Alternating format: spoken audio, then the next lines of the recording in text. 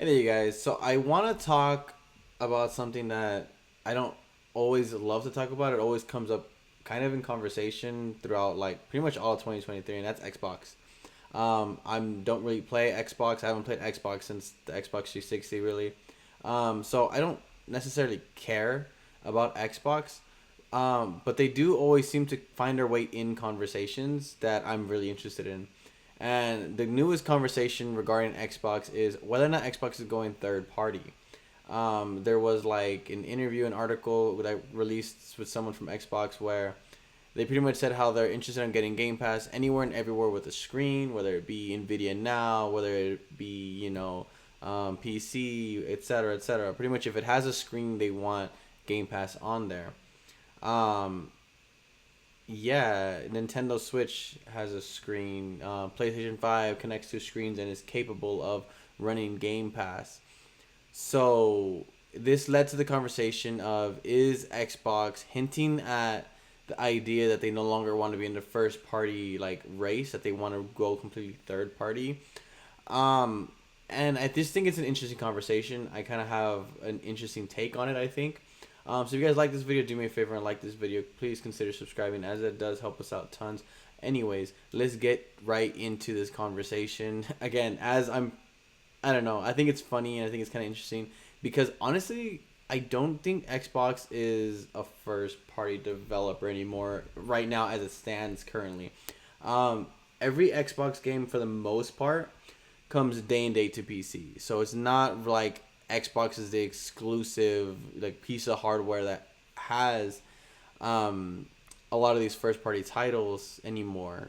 It's not the only way to access Game Pass. It's not the only way to access Game Pass titles day and date, as majority of the games do come to PC. And a lot of times better on PC than on the Xbox itself. So so when we look at that, why would we call Xbox really a first party, maybe first party console developer, right? Because no other console runs their games except for like when you look at games like Ori that they help publish, Psychonauts that they help publish, Ghost of Tsushima that they help publish. Obviously, a lot of those games are, they had deals in the makings prior to being acquired, um, minus minus Ori, where Ori was just a game that they thought would look good on the Switch or whatever.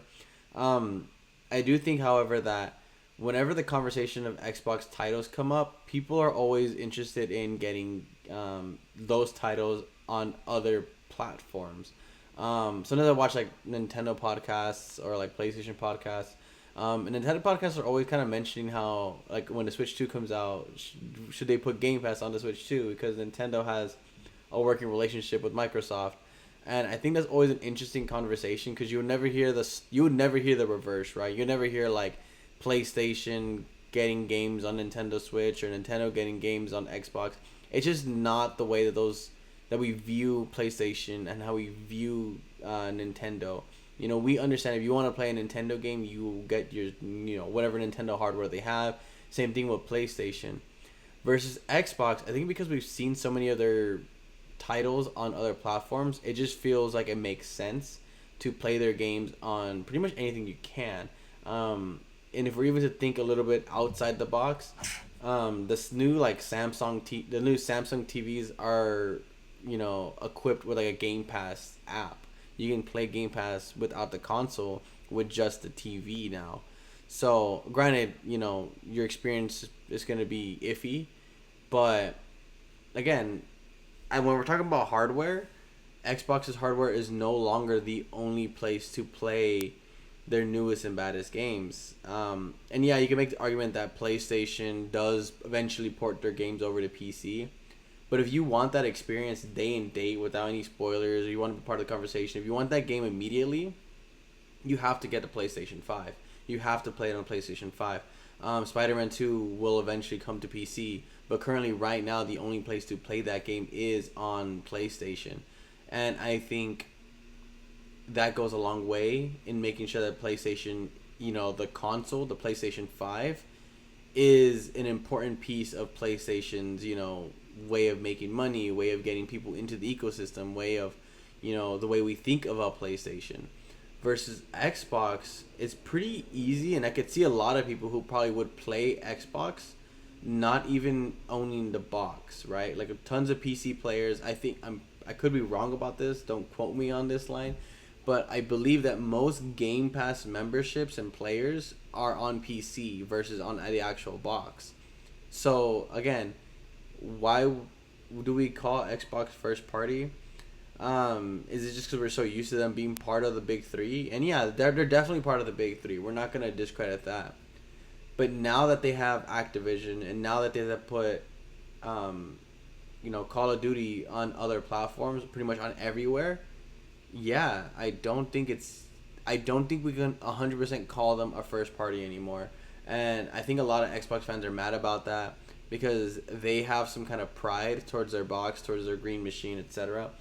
And I get that, right? You're an Xbox diehard. You really care about your box, whatever, whatever.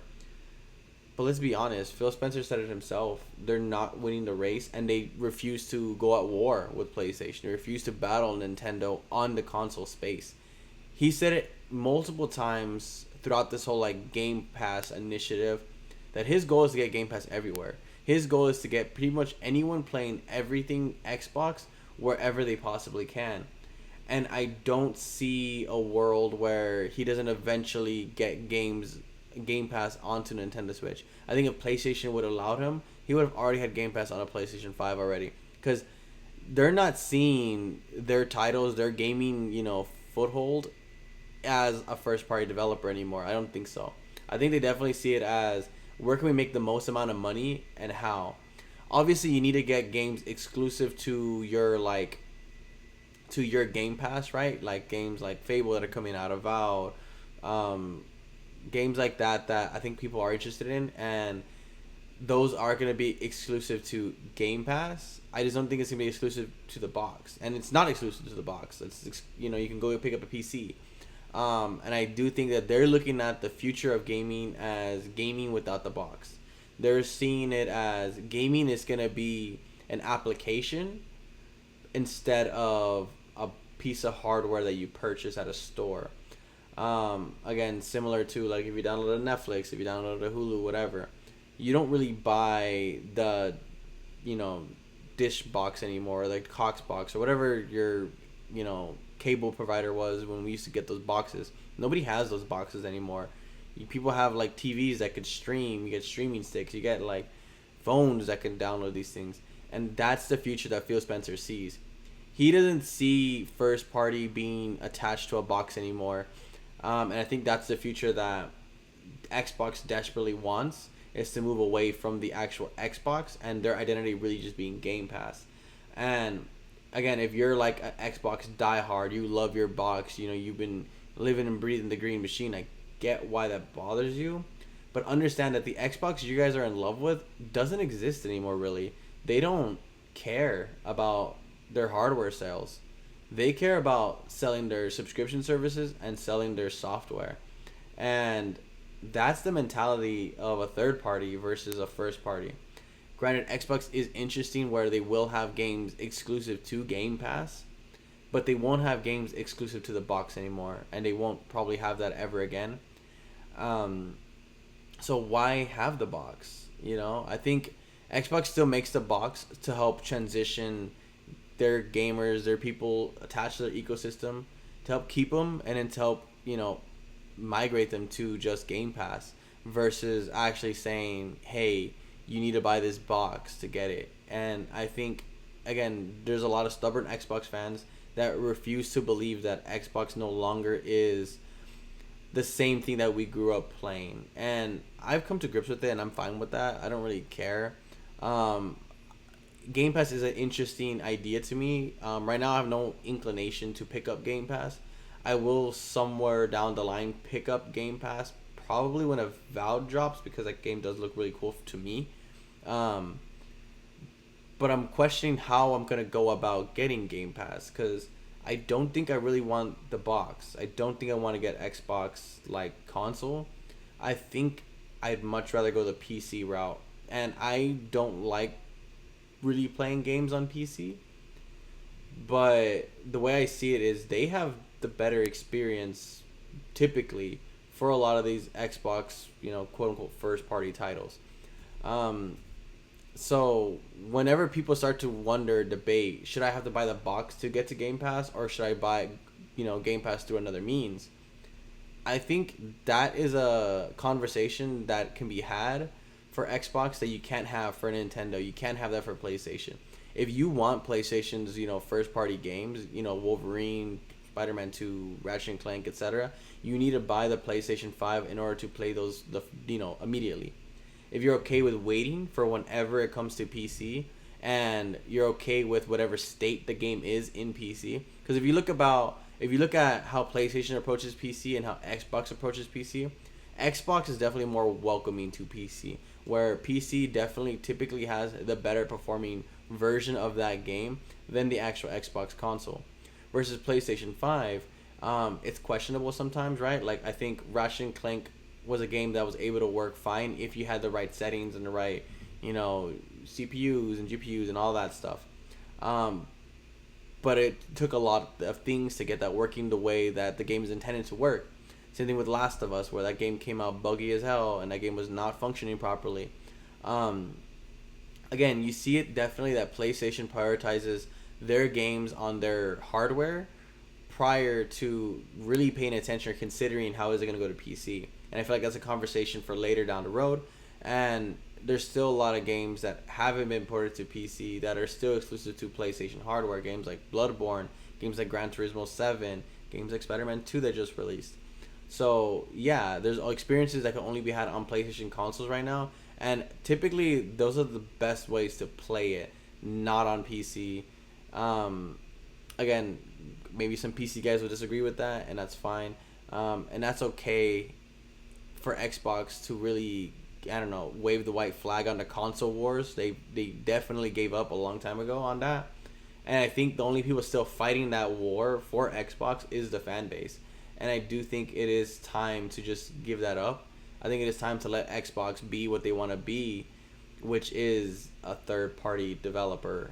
I mean, the writing's on the wall. Whether people want to act like they're not because they have games exclusive to their ecosystem, when you can pick up your ecosystem on other means apart from your your actual hardware, yeah, I don't see you as first party anymore, to be honest. Again, there's more keys to the kingdom of Game Pass than there ever have been before. Whether you want to get it on, your phone, whether you want to get it on a Samsung TV, whether you want to get it on PC, Nvidia Now, whatever that is. I'm gonna be honest, I don't really know what that is. Or you whether you want to just get the box. But these games no longer are exclusive to Xbox. They're exclusive to Game Pass, and Game Pass isn't exclusive to Xbox anymore. I hope that makes sense. I hope I was clear on that, and I hope I didn't offend anybody, because I know a lot of people can get really offensive or defensive whenever people criticize or give opinions on Xbox. But those are just my opinions. Those are just my thoughts. I could be 100% wrong, 100% right. I don't really care, to be honest. If you really care, let me know down below your guys' thoughts. If you disagree heavily with me, that's fine. If you agree with me, awesome, cool. If you think I'm ugly, hey, let me know down below in the comment section. That's what that's for. Anyways, you guys, I'm going to end the video here. Let me know down below, again, what your guys' thoughts are, and I'll see you guys on the next video.